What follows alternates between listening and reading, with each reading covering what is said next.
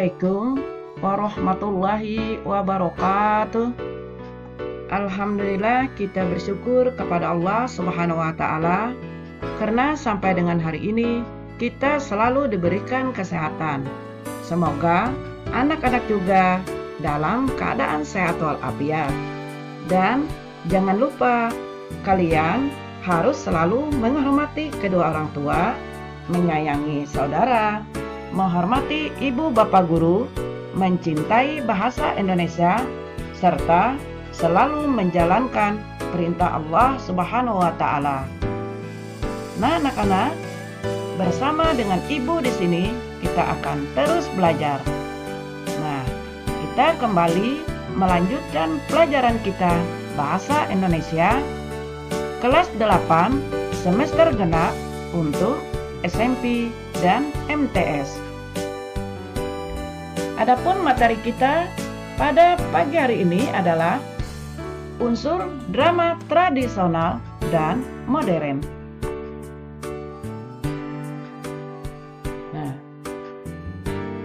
Nah, anak-anak, masih ingatkah kalian dengan materi kita sebelumnya? Pada pelajaran yang lalu, kita membahas tentang pengertian drama tradisional dan modern. Nah, adapun materi pembelajaran kita pada pagi hari ini adalah unsur drama tradisional dan modern. Sebelum kita melanjutkan materi ini, ada baiknya Ibu akan menyampaikan kompetensi dasar kita adalah 3.15, mengidentifikasi unsur-unsur drama tradisional dan modern yang disajikan dalam bentuk pentas atau naskah. Adapun tujuan pembelajaran kita, setelah mengikuti rangkaian kegiatan pembelajaran, maka diharapkan siswa mampu yang pertama, menentukan unsur-unsur drama tradisional, dan yang kedua, menentukan unsur-unsur drama modern. Nah, anak-anak, pada materi unsur drama tradisional dan modern, kita akan mempelajari tentang karakteristik drama dan unsur-unsur drama.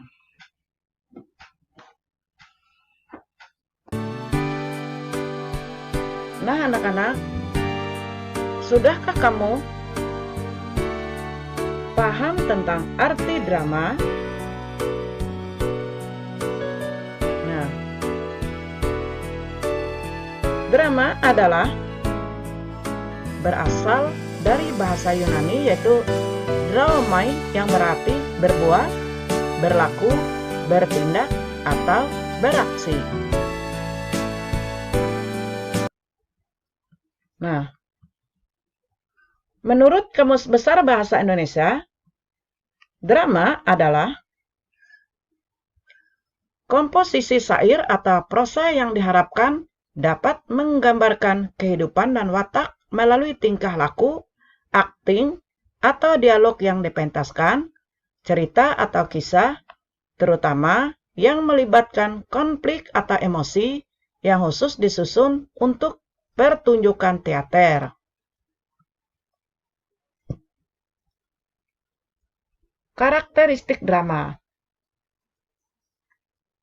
Menurut Atta Resemi, ahli sastra mengemukakan karakteristik dari drama adalah sebagai berikut. Yang pertama, drama mempunyai 3 dimensi, yakni dimensi sastra, gerakan, dan ujaran. Yang kedua, drama memberikan pengaruh emosional yang lebih kuat dibandingkan jenis karya sastra yang lain. Kemudian, pengalaman saat menonton drama lebih lama diingat dibanding dengan sastra yang lain.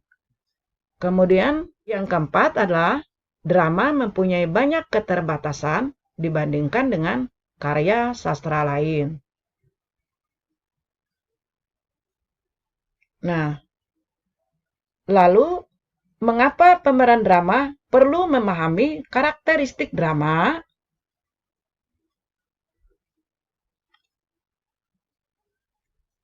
Pemeran drama perlu memahami karakteristik drama adalah karena drama adalah karya sastra yang berbeda dengan karya sastra lainnya. Dalam drama, pemeran perlu menguasai 3 dimensi, yakni dimensi sastra, gerakan, dan ujaran, agar cerita dalam drama dapat disampaikan kepada penonton dengan baik. Adapun unsur-unsur drama adalah yang pertama, tema. Tema adalah gagasan utama yang menjiwai keseluruhan cerita. Biasanya, tema dalam drama ditulis secara tersirat atau tidak langsung. Tema menjadi dasar pengembangan seluruh cerita. Oleh karena itu, tema bersifat menjiwai seluruh bagian cerita dalam drama. Nah, untuk menemukan tema dari sebuah cerita, maka kita harus menyimpulkan keseluruhan cerita. Kemudian yang kedua adalah alur atau plot. Nah, alur atau plot adalah jalan cerita yang mempunyai hubungan sebab akibat. Adapun tahapan alur cerita dalam drama adalah yang pertama, perkenalan.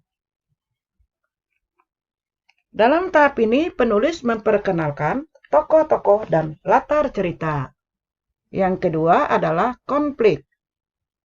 Konflik adalah ketika mulai timbul permasalahan antar tokoh. Kemudian, tahapan yang selanjutnya adalah klimaks. Klimaks ini adalah ketika masalah memuncak dan menjadi benturan dua kubu kepentingan. Kemudian antiklimaks. Antiklimaks ini adalah masalah mulai menurun karena sudah ada penyelesaian masalah. Kemudian penyelesaian. Nah, tahap penyelesaian ini adalah merupakan akhir cerita. Akhir cerita dapat berakhir bahagia, sedih, atau dibuat menggantung. Kemudian unsur yang ketiga adalah latar. Latar atau setting.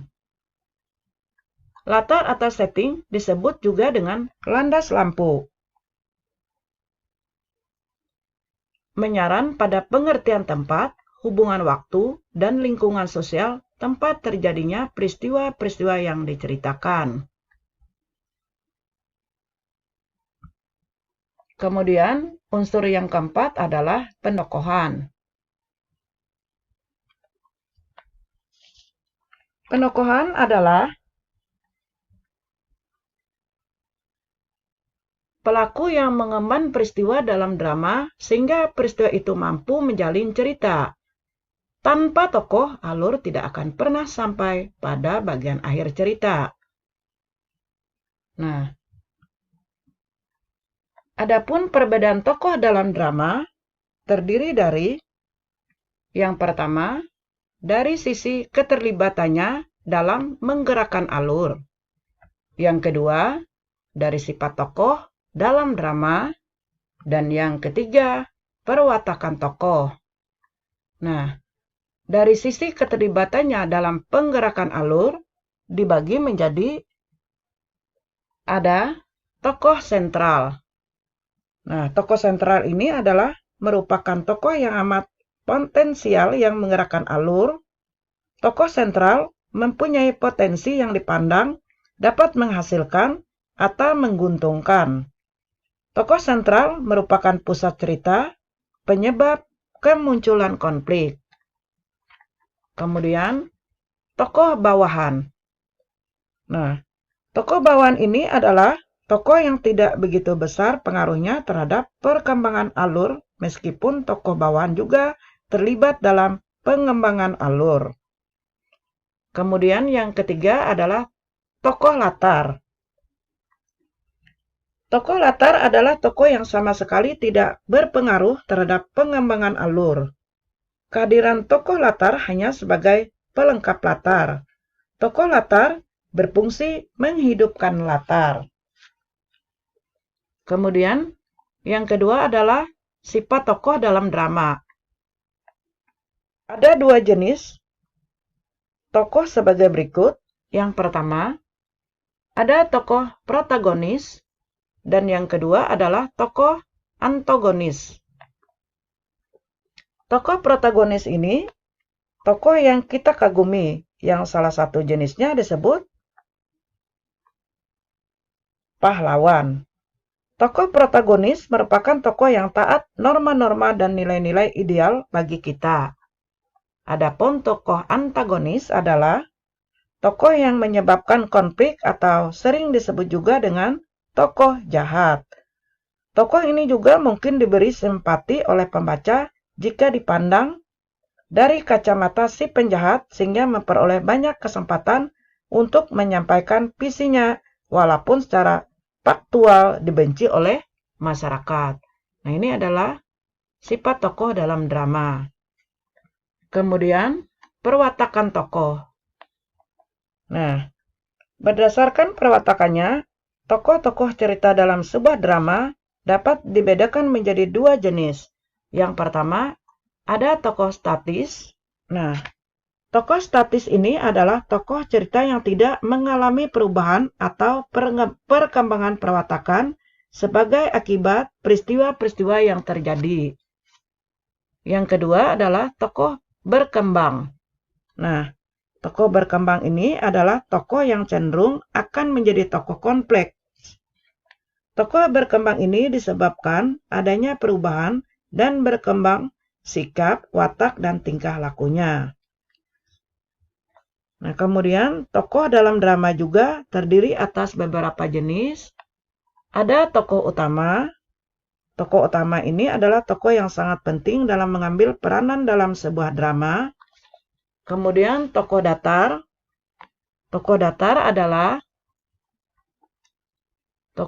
ini adalah tokoh yang hanya menunjukkan satu segi. Misalnya sifat baik saja atau buruk saja. Sejak awal sampai akhir cerita, tokoh yang jahat akan tetap jahat. Kemudian, tokoh bulat. Nah, tokoh bulat adalah tokoh yang menunjukkan berbagai segi baik buruknya, kelebihan dan kelemahannya. Jadi dalam perkembangan yang terjadi pada tokoh ini, penokohan atau perwatakan adalah cara pengarang menggambarkan atau melukiskan tokoh dalam cerita yang dituliskan. Kemudian sudut pandang. Nah, sudut pandang adalah cara pandang yang digunakan pengarang sebagai sarana untuk menyajikan tokoh, tindakan, latar, berbagai peristiwa yang membentuk cerita. Amanat.